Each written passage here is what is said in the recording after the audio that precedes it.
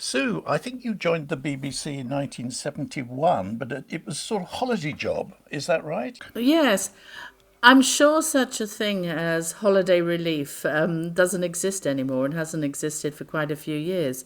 But I did my first degree in economics, specializing in economic history, because basically I'd really wanted to study history. But I'm of an age where, in order to study for a BA in history, you needed Latin.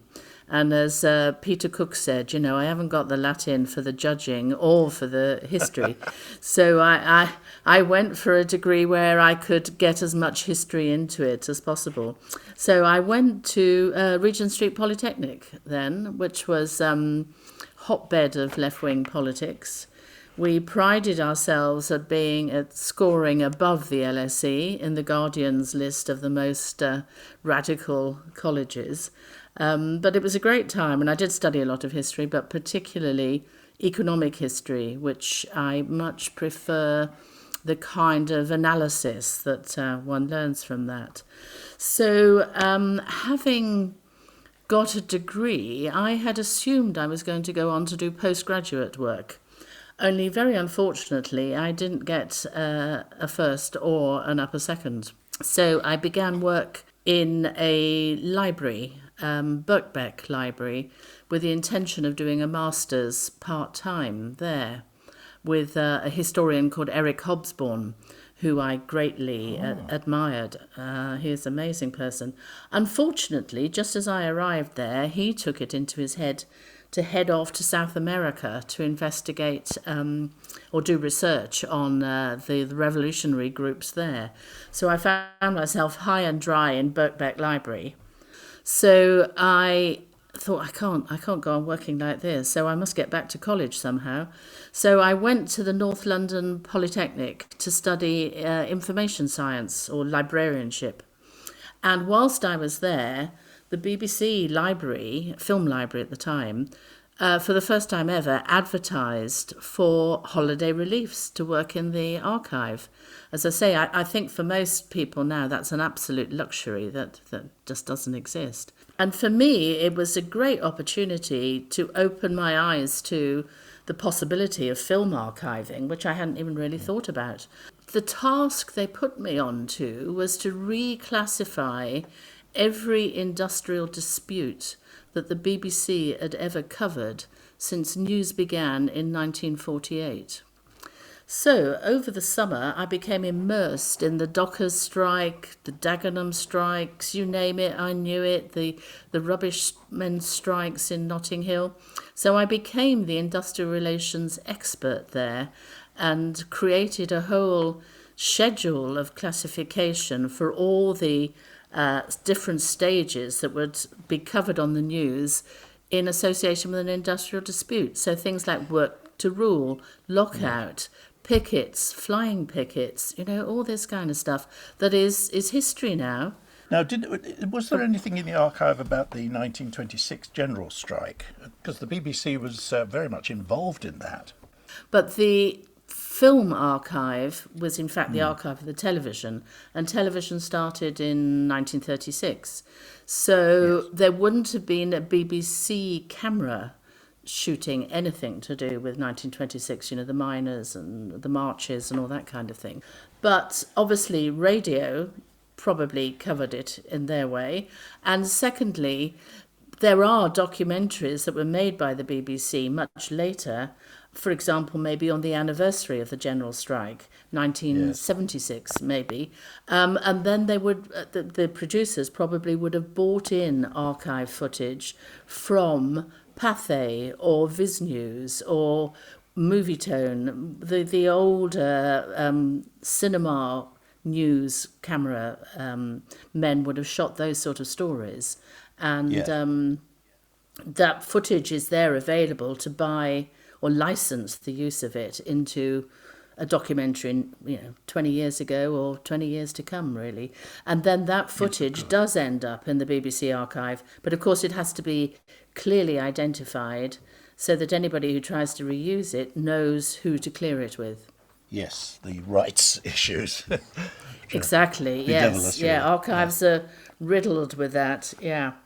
The course I did ran from January to November. So I had the whole of the summer holiday to find work, which is where I worked at the archive in Brentford. And fortunately, it had so kind of impressed them with, I think, my knowledge of industrial relations. I was invited to reapply, well, apply for a proper job, so to speak, at the end of my course in November. And I was successful and became an assistant librarian. And went through a very rigorous and comprehensive training scheme because, and as I learned as I became a manager there, it's very difficult to actually find students who know enough about the media, i.e. film, videotape, audio recordings and so on, to be able to work in a library like that. You have to put in an awful lot of work yourselves to train the staff to be able to handle the material and understand all the implications. It was very much training on the job, and important, to learn that kind of stuff because, for example, we used to joke when researchers would ring up and ask if we'd got any footage of the Civil War. And you'd have to very politely kind of say, well, first of all, which one? But I don't think we've got either the American or the English Civil War, because if you remember, there weren't any cameras there. Other things like when was black and white? You know, why is this stuff you sent me from 1930 all black and white? Well, it was, the librarians had to know a lot about all of that kind of stuff, because not everybody did, and you had to help BBC researchers and producers through it. The structure of the BBC was the library, the film library, when I joined, and was in film department. So I think the logic was, film department based at Ealing. It's all about film. They've got the film cameraman, they've got the film editors, they've got the sound recordist who go out.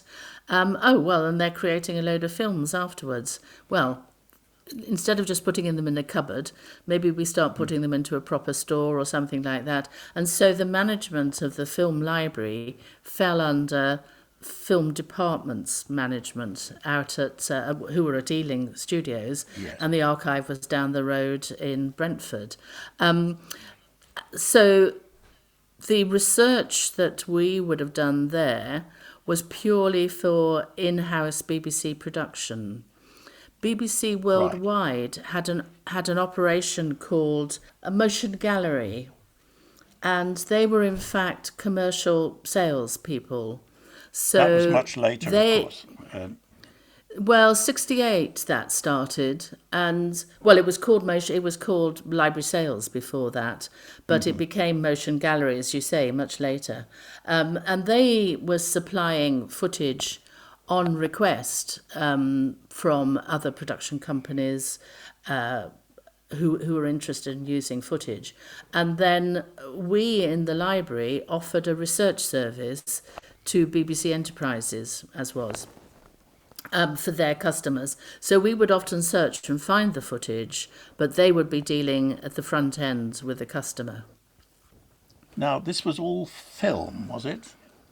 Or was there videotape by that time? Film, videotape was run by a separate department within the BBC, an engineering department at Television Centre. And I think it was probably about 1976, maybe a bit later, after all sorts of ongoing discussions, negotiations and what have you, the responsibility for managing the videotape output of the BBC became the responsibility of the film librarian. So as well as managing the BBC's film output, we took on the management of videotape. And so the library changed its name to Film and Videotape Library instead of just Film Library. Again, all the staff had to start learning about videotape, know what that meant, what's a 2-inch tape, what's a quad machine, where can you view this stuff. Much harder to fulfill the other library functions, for example, of cataloguing, because we didn't have any videotape viewing equipment. I mean, we all know how expensive quad machines were, how big they were as well, and how you had to have engineers running them. So it was very difficult for the archive to do any in-depth cataloguing of a program that was made on videotape. In those days, of course, a lot of programs were tele-recorded. I mean, they were maybe studio programs or something, that there was a film recording made of the program, and a lot of archive material was saved in that way, I imagine. Monitor and things like that were going about that time. That's true.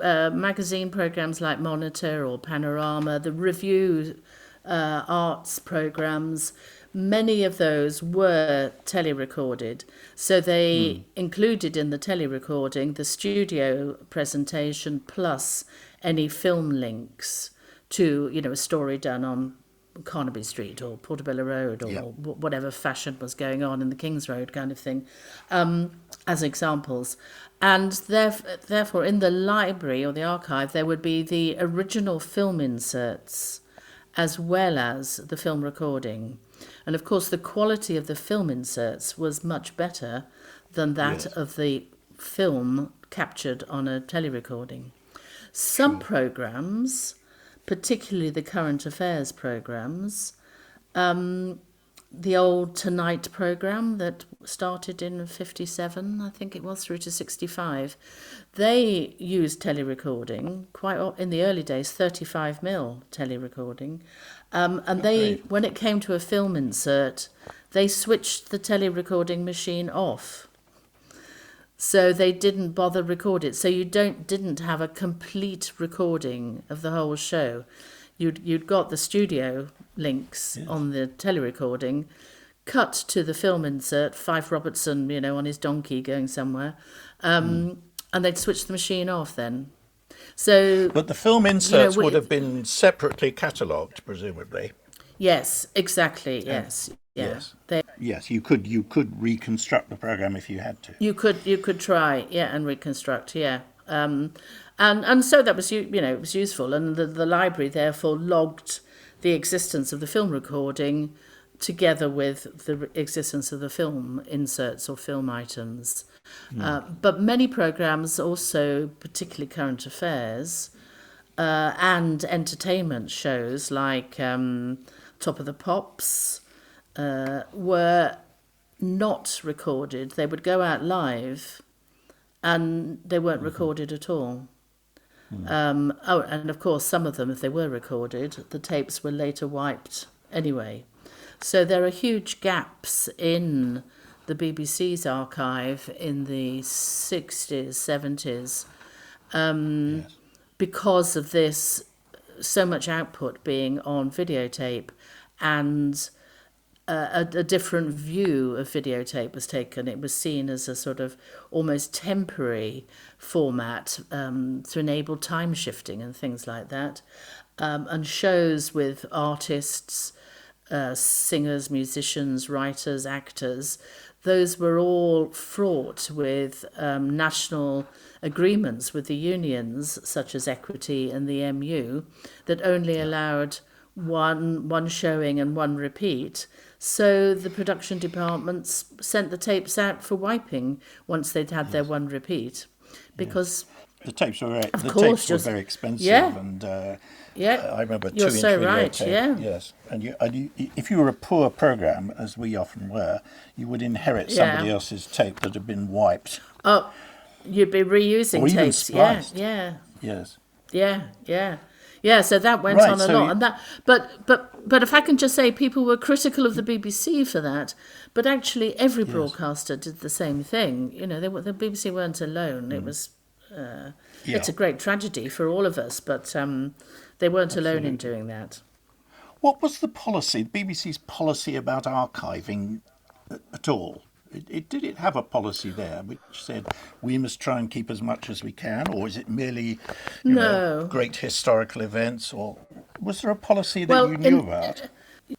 Working as an assistant librarian there, which meant doing the research, working in cataloguing and intake and things like that, one wasn't really aware of a policy. And in fact, the decisions about what was to be retained always lay with the originating production department. That was very obvious with videotape. They were seen as the owners of tape, and they would often be under pressure to wipe tapes because of the accountant's rule and things like that. But even the film, even once it had been lodged in the film library never would have junked or thrown anything away, but they organised a review process with the production departments and asked them if they wanted stuff kept, if the library thought perhaps there was no need for it. Yes. So it was always a joint effort with production. And were you dealing with things like nitrate film? I presume you had to look at material, so you were presumably handling a lot of this very early footage. Well, nitrate, I think, became outlawed in use in 1954. But, of course, BBC News started in 1948. So I think the BBC was very conscious of these things and was using safety film almost from the beginning in news. But of course, occasionally there would be nitrate footage in there. So the library at Brentford had no facilities for running nitrate. We didn't have a fire risk for that. All we had was a big sand pit outside. If some nitrate should turn up, we had to put it in there quickly to stop it exploding. Now, Lime Grove had a kit, or an area where you could view nitrate film. And certainly the vaults at Ealing Studios in the early days, some of those were nitrate vaults. They used to have they had to be very small compartments and have a chimney that took the nitro, whatever it is, fumes, way up above human heads, so people didn't get poisoned by it. But actually, in theory, there was no nitrate in the BBC archive. It had been reviewed long ago in the 60s and transferred to safety film, and the original nitrate deposited with the National Film and Television Archive, who had proper nitrate vaults out at somewhere called Aston Clinton. Sadly for them, the land all around Aston Clinton was developed for housing. So suddenly there was this huge store of nitrate film in the middle of housing estates where children were out playing or whatever. So they had to move all that, toot sweet kind of thing. But that wasn't an issue for the BBC archive. It had been addressed long ago. That's not to say the odd little bit of nitrate didn't turn up. It had got overlooked and it was there. If I remember rightly, I think King Faisal's funeral in about 1952, there was a bit of nitrate film of that there. And we were all trained to know the smell of nitrate. It's a very almondy smell. But it wasn't a big issue there at all. Yes. If people were making film programmes, fine. Or you might have tele-recordings, fine. But were they keeping negatives and prints, or did they keep both? What was the policy there? The policy was always to keep the black and white. Well, let's say with black and white, the black and white neg, a print, and usually a viewing print or an answer print, which would serve as a viewing print, and a master soundtrack, transmission soundtrack, plus a copy track, again for viewing purposes, and wherever possible in in good documentaries, a music and effects track, because that meant if enterprises were trying to resell a program or something, you could dub the voiceover, and obviously in colour. We'd follow the same rules, but of course the negative was usually Eastman, A and B roll. And then, of course, in a lot of current affairs, there was Ektachrome. So there would be the Ektachrome master, a copy for viewing purposes again, and the two soundtracks. If you wanted a clip of something from the library, I mean, a tin was sent to you, and you would mark the thing up with paper and little bits of paper which would mark the positions of the bits you wanted. But you would get the answer print, and then they would send that away to have the negative, presumably. Our guys in the film exam area of the archive, they would have transferred your papers to the negative, and with arrows on them indicating the ins and outs, and then send those off to the labs for copying for you. Or maybe in production your film editor would do that. If they were particularly well trusted film editors, we might let them have the neg, or they might want to send their prints to the labs and we send the neg. But you wouldn't do that for everybody. So would you spend your day there watching prints, describing clips and so on? Because obviously people wanting clips would want to know what was there, and they wouldn't necessarily be able to get that from just the name of the program. They'd want to know what the sequences were. No, exactly. I always remember Richard Corsten used to insist that programs had to have a title. That it's what it says on the tin, basically, philosophy. He felt program titles ought to tell you what the program was about. But, a 50-minute documentary, you can't do that in the title. So one of the elements of work in the library were research, which we've talked about. Then there was cataloguing. And cataloguing involved sitting down, viewing the programs. It may be film inserts, it may be the film recording, it may be a complete film, Tuesday documentary, edited and film. And then later, to get round the problem of not having broadcast quality videotape machines, we recorded off-air videotape-based programs onto, believe it or not, old Philips cassettes, and then later, obviously, VHS cassettes. And so someone assigned to cataloguing would sit and view the program.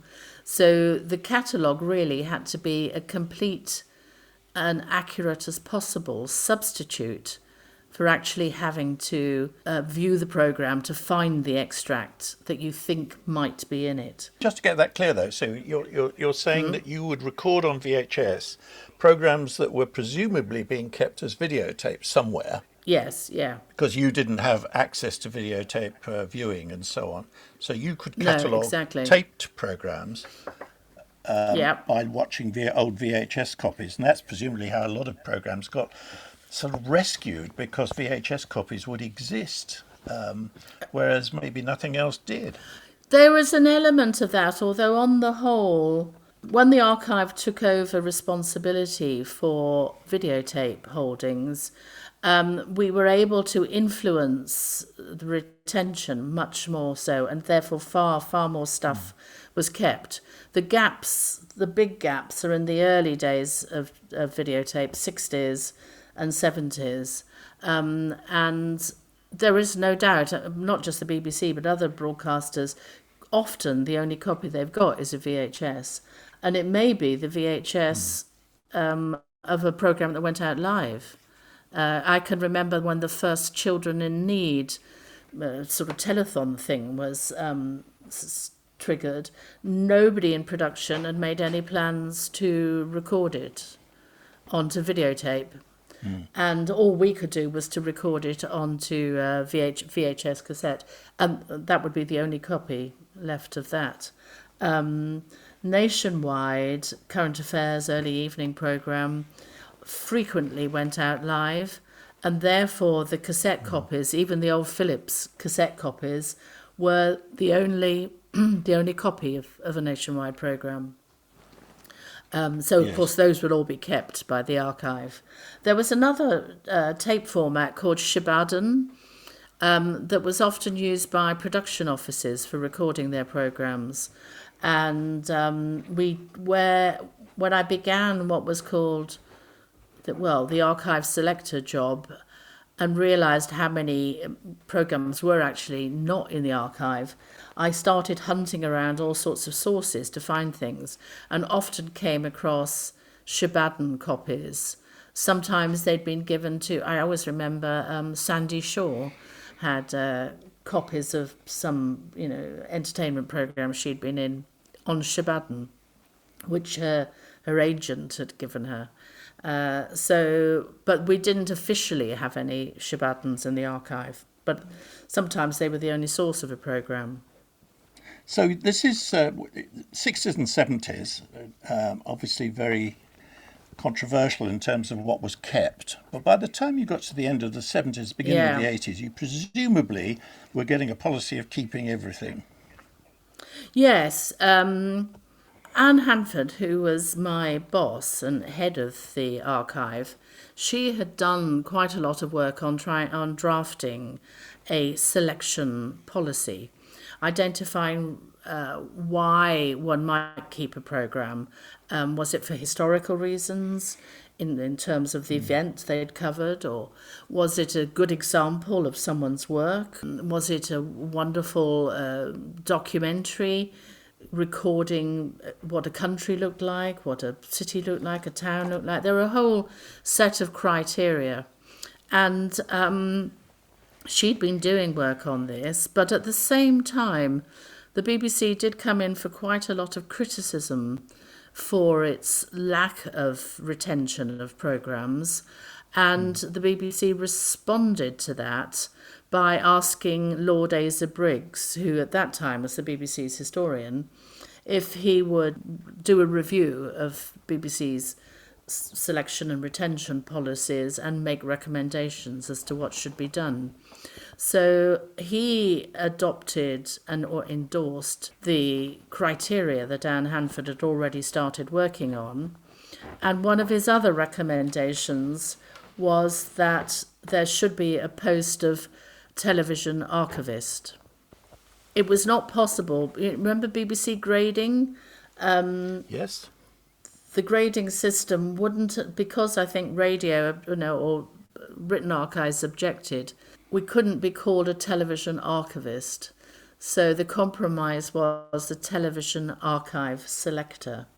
And the post was advertised, and I applied, and I was successful in getting it.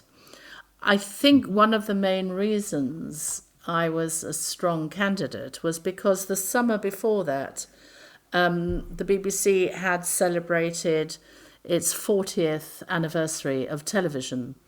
And it was the first of these compilation programmes that, are 10 a penny these days. Yeah. And it was made by the Parkinson production team in their summer break, which was Richard Derewett, John Fisher and Graham Lindsay. And the final product was a 3-hour compilation of archive extracts that stood up on their own and linked from one to another without any presenter or any voiceover. The production team, I think, were brilliant in what they produced. And it was called 40 Years.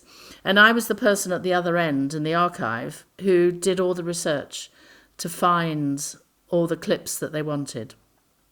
And so the criteria would have had to be anything that was of importance in BBC history and development and anything like that. But the other dimension to it was they had to be able to make links between the clips. So, for example, you have Tony Hancock talking, and he's suddenly talking about, that blonde bit of stuff is on the... And we cut to Judith Chalmers, who was a presentation person. So they did lots of clever links like that. But it was an extra dimension to the research to try and find links that would work like that. So having worked on that programme, I probably knew more about television history that I learnt from the production team than anybody else. And also, of course, I'd rifled the archive, so I knew not quite where the bodies were buried, but I'd got a pretty good idea what to find and what we'd got that was important and stuff like that. What was the very earliest stuff that you could find in the archive? Presumably still there. The earliest stuff comes from 1936 or pre-36. Very little pre-36, but they were making what were called demonstration films, which were meant to aid the television set sales business, basically. So they made these compilation films of extracts from television programs that had been broadcast live from Alexandra Palace from 36 onwards, and they filmed little bits of these programs and then edited them all together with a title like Television Comes to London, Entertaining You, and things like that. Here's Looking at You was another one. Yes. That had extracts from the very early television programs. I can always remember Johnny Knitt, who was a vaudeville act that danced on top of a drum. The Pearly King and Queen were interviewed at some racetrack somewhere. All sorts of eclectic little clips and pieces from early 1930s, 1936 onward television. Special programs when the transmitter got as far as Sutton Coldfield and people there could receive television. So again, samples of what they might be able to receive were made. Now, the only drawback of those things was that they re-edited them regularly, and sadly the bits they took out they dropped on the cutting room floor. Yes. So there's only a few different versions of these demonstration films. It's terribly important to know where those things are. And again, now, obviously, to know what's in them. Yes, exactly. Because there might be a little gem stuck away in an otherwise rather uninteresting documentary. Yeah, I remember a colleague at the Imperial War Museum telling me about we were talking about training, how we train our staff to know what they're looking at. And he was saying they used to employ students, so undergraduate students, and they would, do Imperial War Museum type of training. They would sit them then in front of films and tell them, you've got to describe everything you see. So someone can find this in the future. Some time ago, I was talking to a colleague at the Imperial War Museum about the challenges of how we train staff to work in film libraries and looking at old historical film and so on. And they took on some undergraduates at the Imperial War Museum. So they had one entry that said, close-up of short, fat old lady with doily on head stood next to tall man with helmet. And that was the description they got. In fact, it was Queen Victoria and Lord Kitchener. But the student didn't know that and didn't know how to recognise them. So oh, wonderful. That is a big issue when people are looking at historical footage. Just how much... I remember really chastising one of our staff who was recataloguing news from the McCarthy era, and he had not spotted Richard Nixon sat next to McCarthy and hadn't brought it out in the cataloguing, which I was very angry with him about. But it's difficult for people to be able to work with this material and know everything that's there. And that they're seeing, and they're maybe looking, the first people looking at it for 20 years. Indeed. So it's hard.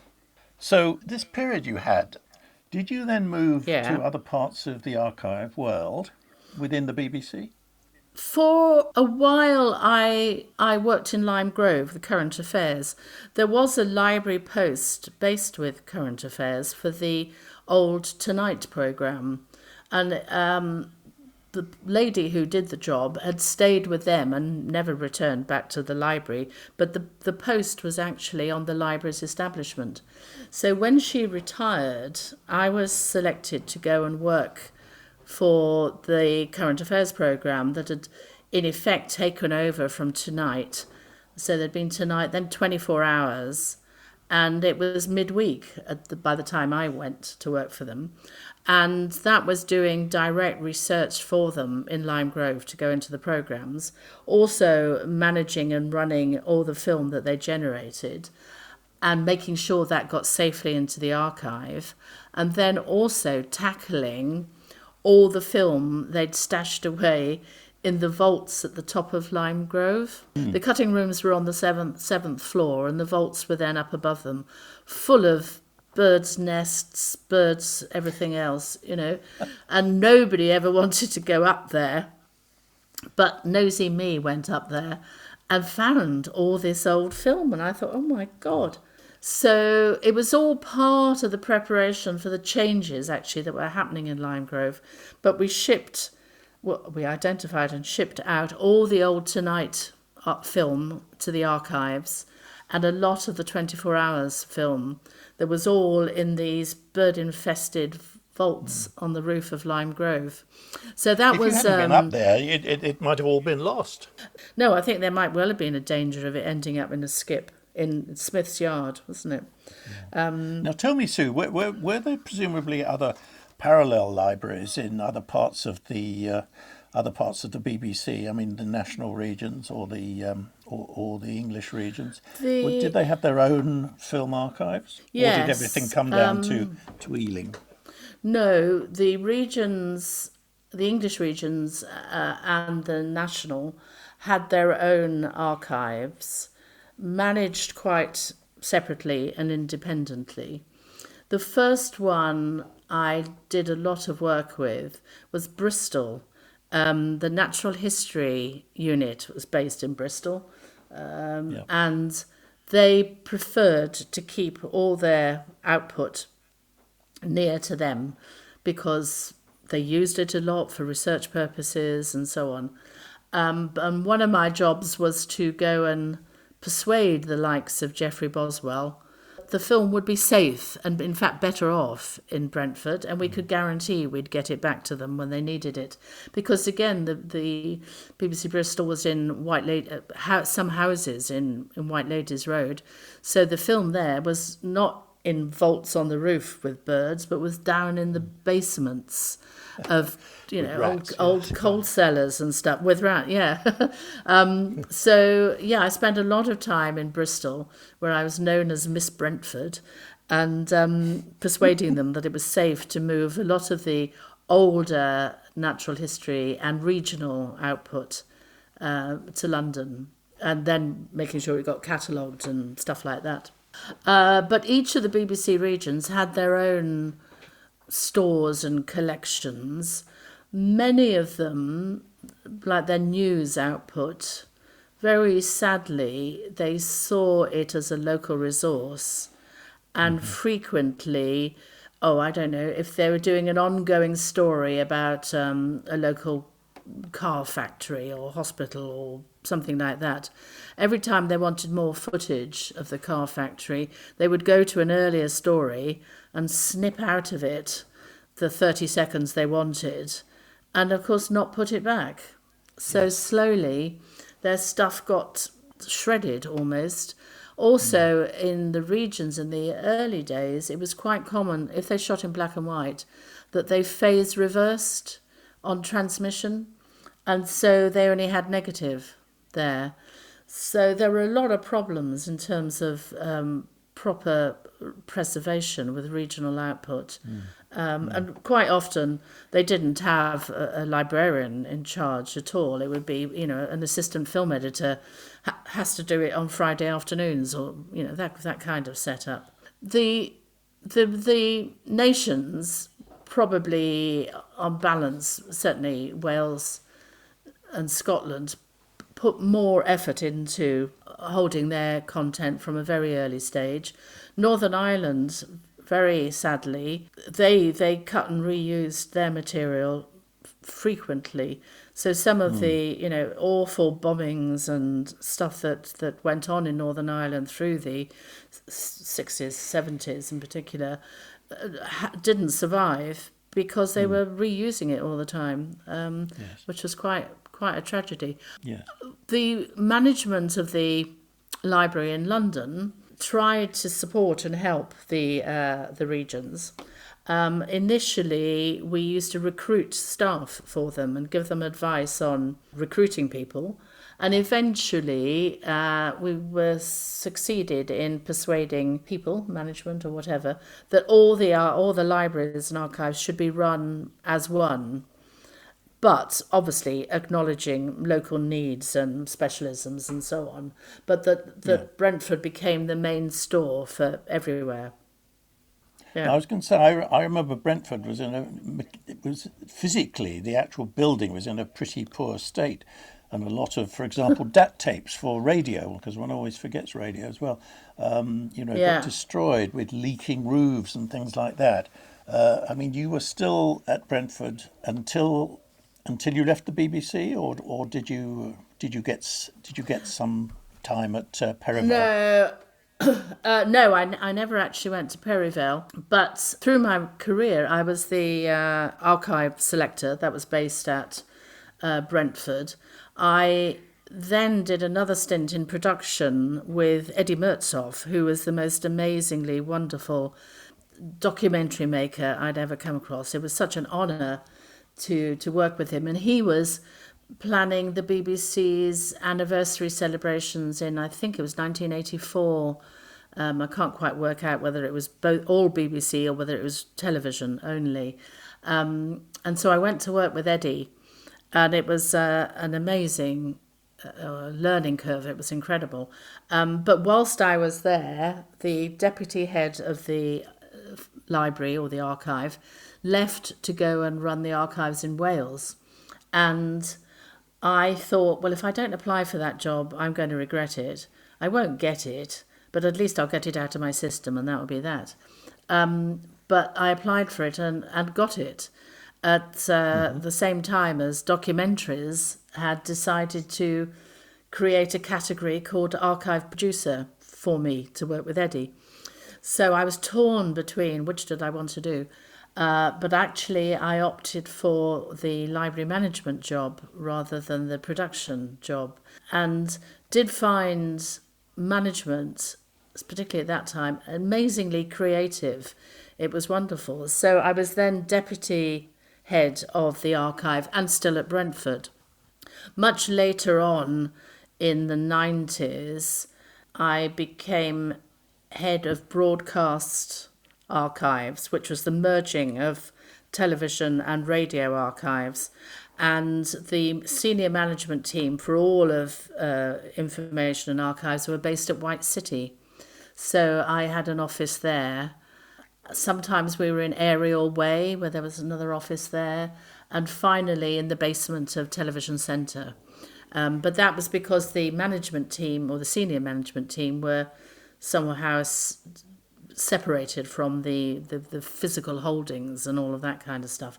But I never went to Perivale with them at all. They had the pleasure of a much better building for the archive, because what you said earlier, it was very true that the roof of the archive was an absolute nightmare, dealing with leaks and things like that.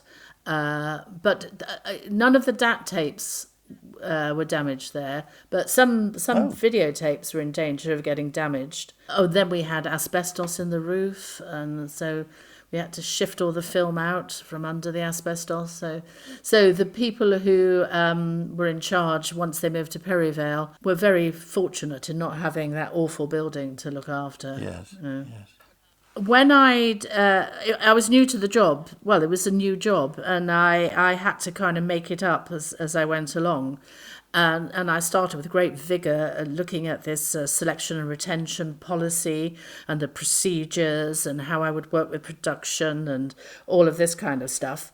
But then I sort of, after about 6 months or so, I kind of sat back and thought, well, what do I do now? And I wanted to find out why there were gaps in the archive. So I set about asking questions in VT and all that kind of thing. And I thought the best way to tackle the problem was to choose an iconic series, see how many programmes had actually been broadcast, and see how many survived in the archive, and then analyse the gap, find out why there were programmes missing. Had they been wiped? Had they been lost? Where were they? And the series I chose to do that was Doctor Who. And because I did see that as one of the most iconic television programmes that touched so many people's lives through from childhood to adulthood. And as a result, I established how many Doctor Who's were missing, and then thought, Well, I wonder if I can find any of them. The way I found out, I was asked to help the BFI, who were editing a book called Keeping Television Alive. And in it, they had listed all the programmes, all the television programmes that were in the National Film Archive. And they asked me if I would check the BBC ones to see if it was accurate, which I thought was a fascinating opportunity to find out if they'd got anything in the the National Film Archive that was missing from the BBC. And lo and behold, they had 2 Doctor Who's that weren't in the BBC. Right. So I thought, So I very casually said, where'd you get those from? And they told me about a lovely lady called Enid Mawson, who worked in Villiers House for BBC Enterprises. And she was responsible for making tele-recordings or film recordings that Enterprises made of tape programmes with a view to making and selling prints to foreign broadcasters. And she would make a tele-recording master and then make prints from that, send the prints out as bicycle prints or for use by other broadcasters. And once they had used up all their rights in transmissions, they were supposed to return them to Enid at Villiers House or sign a certificate of destruction. Quite a lot were returned. And Enid had met the guy from the National Film Archive at a cocktail party or something, told him about her job, and he picked up the 2 Doctor Who's from her. So I promptly beetled off to see Enid and find out just what all this was and what was going on, and asking her if I could then put a hold on everything that ever came back to her and all the masters that she'd made for Enterprises copying purposes. So I managed to block so many gaps that were in BBC output. Eric Sykes, loads of those back. Dad's Army were the obvious ones that I got back that way, and then we did that treasure hunt about them. But of course Doctor Who was the top one, really, and I managed to get so many Doctor Who's back that the fans think I'm absolutely wonderful. But it got in the end, I couldn't bring myself to watch Doctor Who after all that, but it was just by chance I picked that as a series. Little did I know how enthusiastic the fan base was. They were amazing.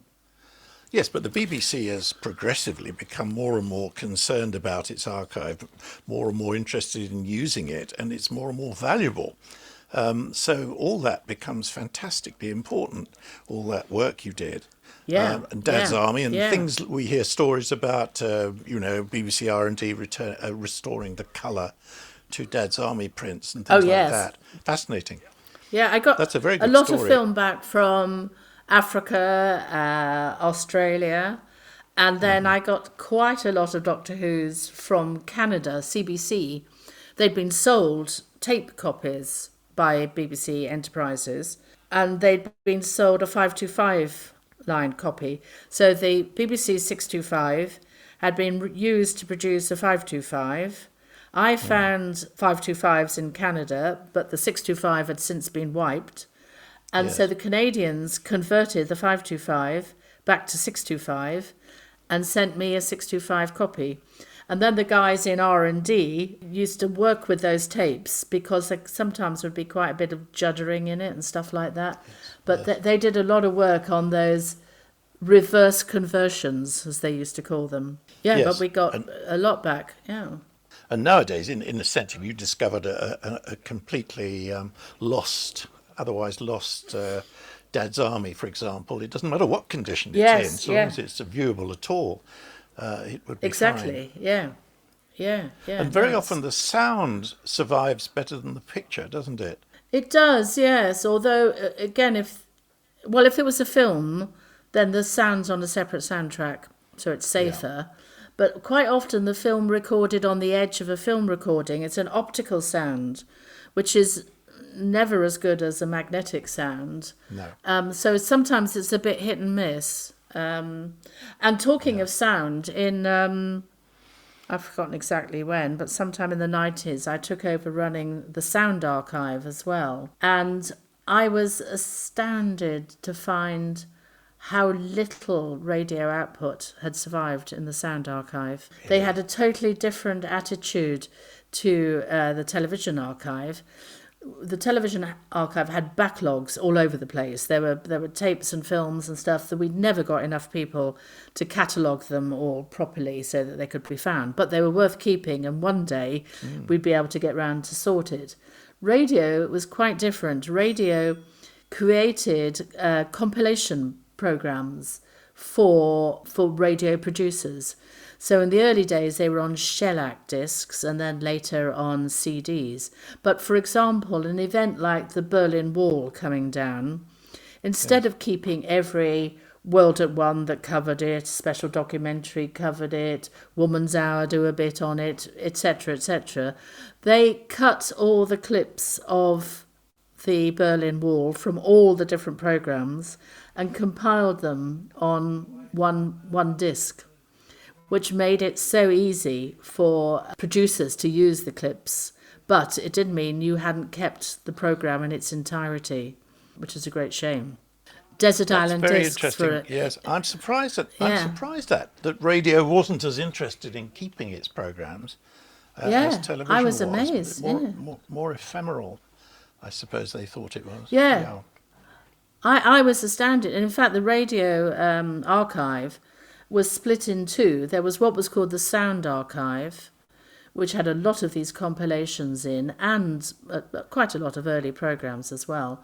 But then there was also something called Current Recordings, which is where much more of the current, at the time, transmissions and broadcast tapes were, and they were perceived to be the ownership of the radio production people, not the sound archive. So it was quite a different structure from television. So I set about imposing, I suppose, for want of a better word, the television way of doing things onto radio. But I was really shocked. I'd thought they were much more conservative, sensible, etc., than flibbity-gibbet television people, if you know what I mean. But I think some of the issues were budgets. I think radio budgets were much smaller for obvious reasons than television ones. But they obviously felt the squeeze all round. So this way of making the compilations was a way of dealing with that. It wasn't just formats. I mean, we went through a period when I suppose if you didn't have quarter-inch tape, you might record things on cassette tapes or something like that. Yeah, before the DAT era. Yeah, and then the DATs, yeah. And of course the DATs were never an archive format at all. No. And DATs used to jam in the machines. That's another issue that happened with 1-inch tape, I think it was. I don't think 2-inch benefited from it. Oh, no, it was when it became to D3. At Television Centre, it was quite common for D3 cassettes to jam in the machines. Mm-hmm. And traditionally, with a videotape transmission, the archive only has one tape. That one tape is the viewing copy, it's the transmission copy. Again, under producer choice, more and more material getting sent out to outside facility houses for copying, and it's still the only tape. So videotape in those terms was very vulnerable. And one of the things I was forever campaigning about within the BBC was to make it a requirement for 2 tapes to be delivered for transmission. Mm-hmm. But nobody wanted, you could imagine the budget implications, nobody wanted to pick that one up until the use of D3, when the tapes started jamming in the machines.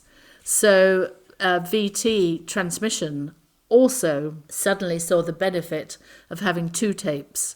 So if one jammed in the machine, they got another one to thrust in the other machine quickly. So we allied with VT and succeeded in getting the BBC to agree to 2 tapes to be delivered for transmission. And that was certainly as a result of the cassette formats. To be honest, I can't quite remember if it was D3, as I said, or whether it was Digibeta.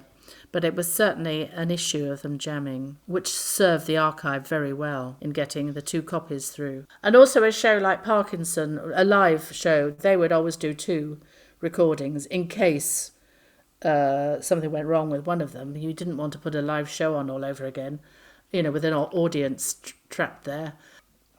You were at the beginning of the 1990s faced with a big change in BBC policy when producer choice came in. Now, I don't know what that did to the archive. Tell me what you remember of coming up to producer choice and what the changes were. Well, it was an absolutely dreadful time. I think it was sort of predated by indies and indexation, which were both Maggie Thatcher policies. So there was the beginning of the BBC having to take 25% of output from independent productions. So we had to work out who services those independent productions. Should it be the archive, or should it be BBC Motion Gallery or clip sales? What was going to happen to their output? Was the BBC going to have full rights, which of course they did to start with? So they were going to be managed in the archive. But one was conscious while this was happening. I'm not saying I was as smart as John Burt, but one was conscious while this was happening that nobody actually was clocking what all these costs were. And the whole process of taking those indies started making one think about, just what's going on here. Should we be charging them, or should Worldwide be charging them? So it did rather predate producer choice and all those issues. And then indexation, I think that was because the license fee was or broadcasting costs were linked to inflation. And because the costs of broadcasting and the media and so on were always way above inflation, that in fact was leading to a cut in budgets. So it was the beginning of having to do with less and also being aware of just what it's costing and who should be paying for what it's costing. Did that mean that the archives were in peril during producer choice? I would say they were in dreadful peril. The start of producer choice was all right because there were various, and it was a very useful exercise. There were various activities within the BBC that were ring-fenced. And obviously, I'm laughing now, but obviously finance were ring-fenced. Yes. Personnel were ring-fenced. And at the start of it, the archive was ring-fenced. And one could see there was perfect logic to that. There may have been other areas that were ring-fenced. I don't know, and I can't remember. So in the early days of producer choice, what we had to do was start working out a basis on which we could at least be measuring the use of the archive. So we had to, we had always kept statistics, but nobody had been very interested in them. But being librarians, we did that sort of thing. So we kept figures for borrowing from the archive. So, and obviously news and current affairs were the biggest borrowers. And that was the initial basis on how we try to apportion, under this being ring-fenced system, apportion costs of the archive. It was who was borrowing most. And that was an obvious driver of the archive costs. But of course, the archive had many heavy fixed costs, like the cost of storage, the cost of IT, staff costs in cataloguing. Yes. That one needed to find a better way of how you attributed, or in a way, from our point of view, how you protected those costs, because if you couldn't keep those going, then you were going to fail as an archive. You wouldn't be able to keep going. So we started trying to create or develop methods of counting how much is being deposited in the archive by which departments, which production departments. But then as producer choice began to bite more and more, the number of areas that were ring-fenced diminished. I'm not sure that finance ever ceased to be ring-fenced, but personal issue from my point of view. But after a while, the archive was no longer ring-fenced, and we had to charge directly for the use. And the only real measure that there was which departments borrowed and how much did they borrow. Around about the same time, all the libraries and archives in the BBC were being brought together to run as one. And a new head of information and archives was appointed. He was someone from Westminster Public Libraries, Lady Porter's domain, who had given some very impressive public talks on the internal market. And he was appointed as head of BBC Information and Archives, with a background from Westminster Public Libraries, which really doesn't have much to do with BBC production.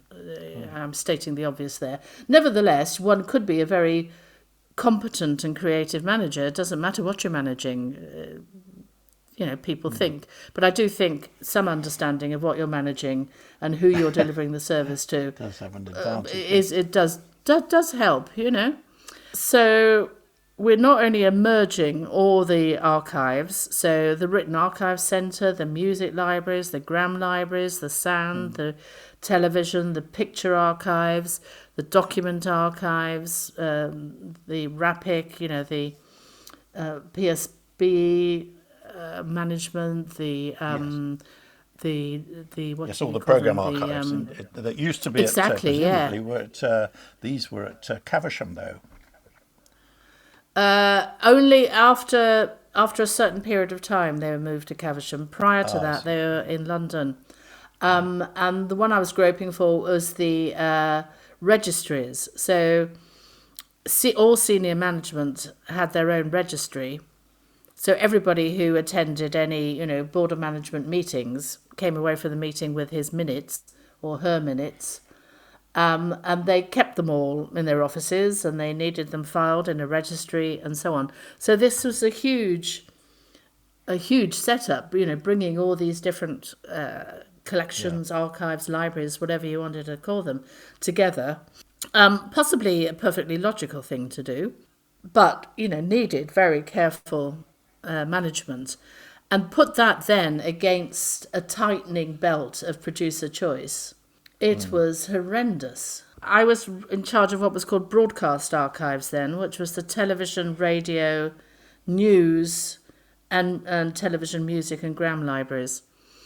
So we had to work out, how do we charge for what we're doing, and we'd only got this crude who borrows what sort of measure. So naturally, the upshot of it was we were charging £20 to borrow a tape from the archive to production, who had created the tape in the first place. So what are they going to do? Not send the tape to the archive and build up their own collections, and certainly cut out spending 20 quid on borrowing their own tape back. And so then another kind of black market then developed between production of, somebody in Docks knows somebody in LE, so they're going to borrow that Top of the Pops because they need a shot of so-and-so in it rather than go anywhere near the archive.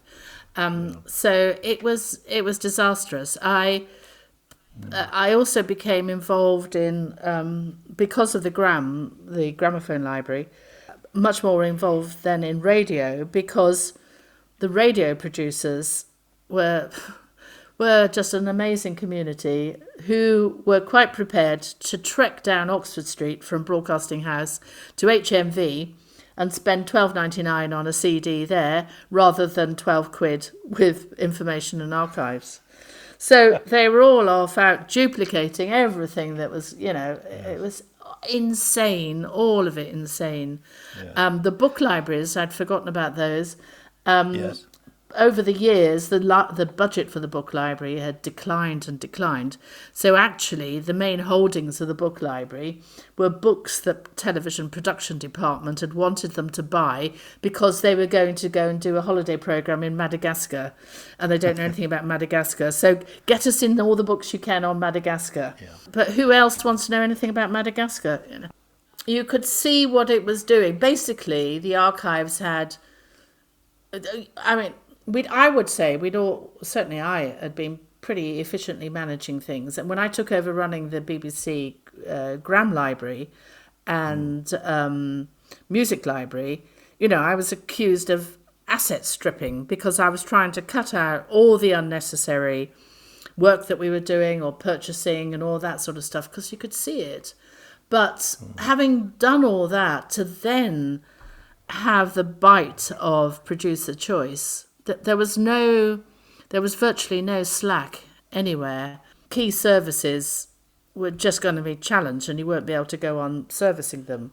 I could see a very good example of that, presumably, would be something like printed music library. I mean, if you've got something like the BBC Symphony Chorus, which I sang with for 10 years, our music came from the BBC's library. But I imagine that became very difficult to fund. Very, very difficult because, well, originally, certainly the television sheet music library had been part of Music and Arts production department and a very obvious, production drive and so on. Yeah. But under indexation and budget cutting, Music and Arts looked around and thought, what can we cut? What can we get rid of? Oh, let's pass the sheet music library to the libraries.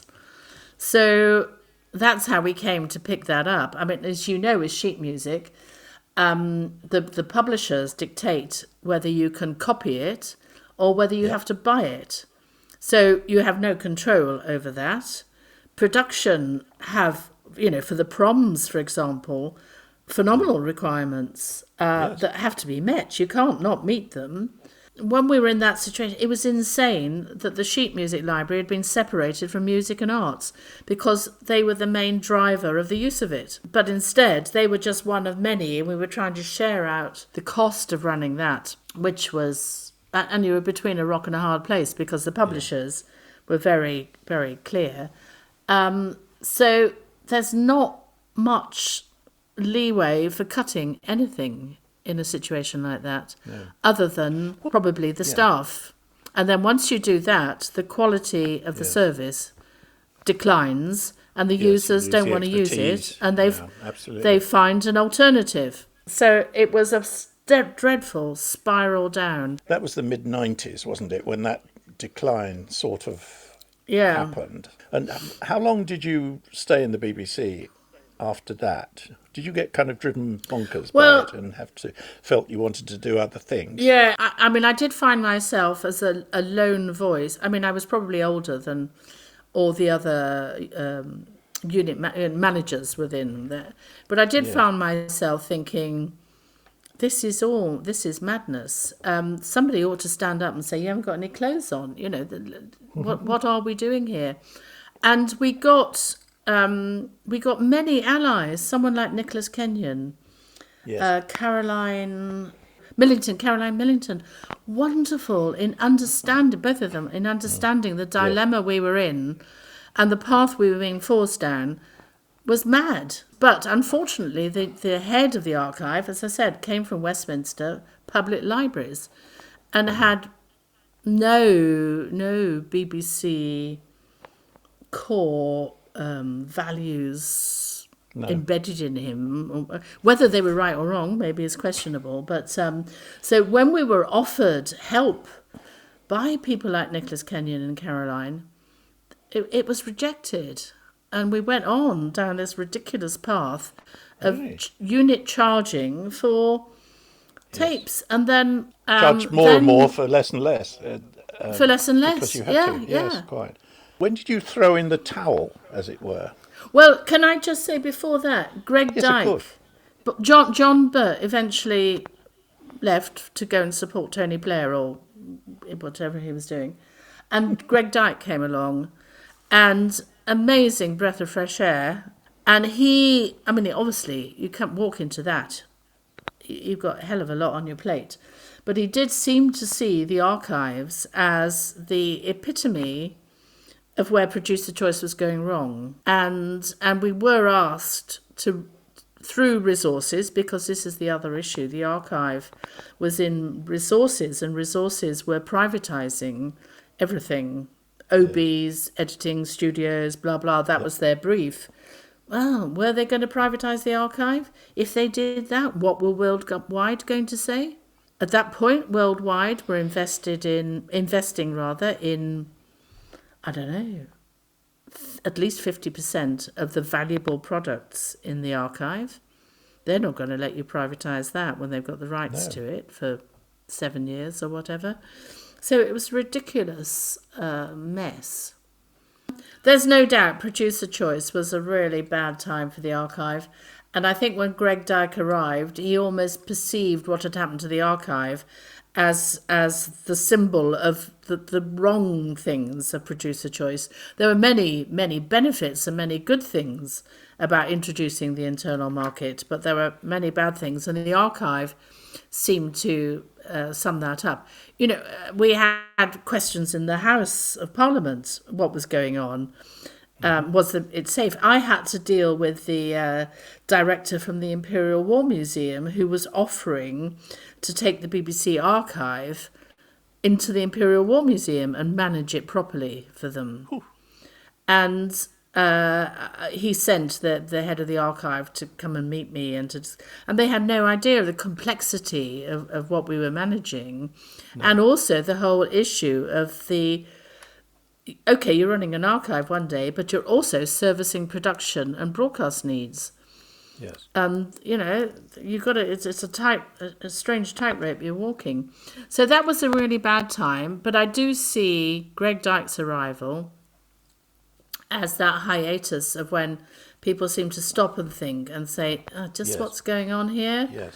And looking at different ways for structuring the costs of the archive. I think, Sue, at that time, it probably was Greg who started the digitising of the archive, so that you've got all the 2-inch, all the 1-inch, all the digibeat and everything else all fully digitised now and accessible in theory. Yeah.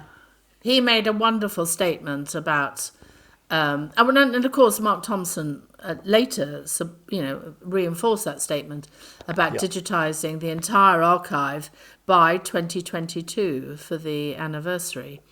And Greg had made a great statement about the amount, we had to put forward the costs of digitising the archive, and he made a public statement that would be supported. But it's a huge, huge task. 5 million hours of television is a lot.